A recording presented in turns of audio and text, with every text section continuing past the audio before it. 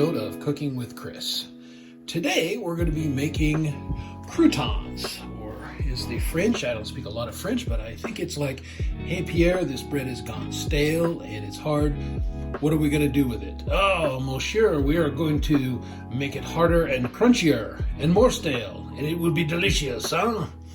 Or something like that. I don't know. That's just probably stupid. But that's what croutons are, is bread that has been baked again, hardened up a little bit, had some seasoning added, and it's a great way to not waste bread. So, and the other reason for making homemade croutons, even though they're relatively cheap, is if you look at the ingredients in commercial croutons: ferrous sulfide, thiamine mononitrate, riboflavin, vegetable oils, canola, sunflower, soybean. Not a fan of any of those. Sugar, lots of salt, yeast extract, etc., etc. There's a lot of stuff in here that maybe you don't necessarily want to eat.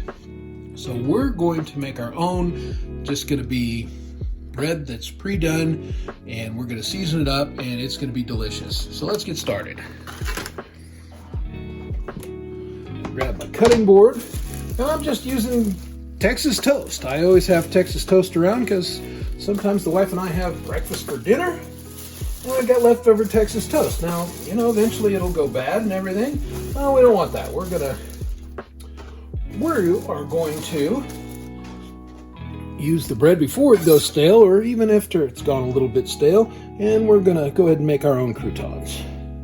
So using my nice sharp knife, cutting these into decent sized squares. And this is going to be great with salads and in soups, because unlike the commercial croutons, this will have a nice crunch, but it's not going to be overly crunchy. The commercial ones I find are really hard and crunchy, and because they're super stale and they've been processed, and I'm not a fan of that. I'm going to cut this up. Ew, come back. All right, quick cut, and we're going to toss them in this bowl here.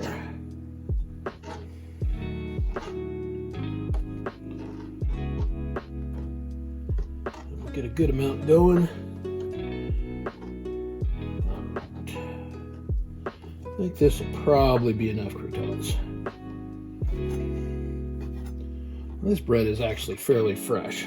I bought it for this video, but usually by the time I get to making this, the bread's a little stiff and it's dried out a little bit. Makes it just a teeny bit easier to handle on the front end.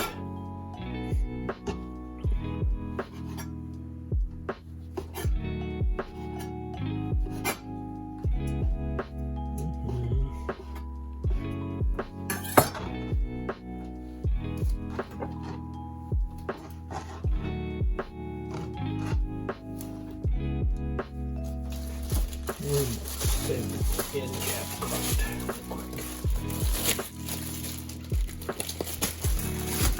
All right, here's what we've got the oven preheating to 375. Here's what we're going to season this with. Really simple ingredients: olive oil, get a good squirt in there, garlic powder,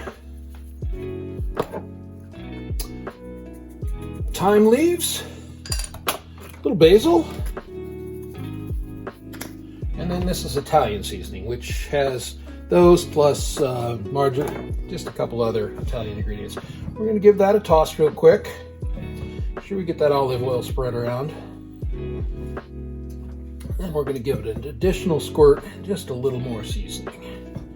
Make sure that everything's got a good bit on it. Right, a little bit more. The garlic is especially good in there.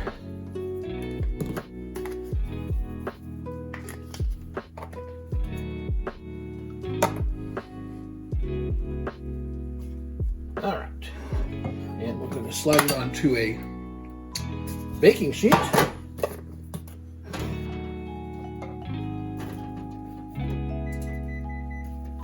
Get it nice and spread out.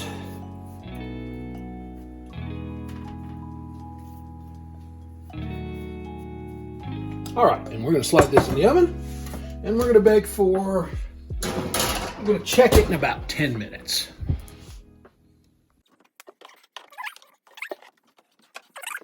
All right, it's been about 10 minutes. Let's see how we're doing. Oh yeah, that looks good.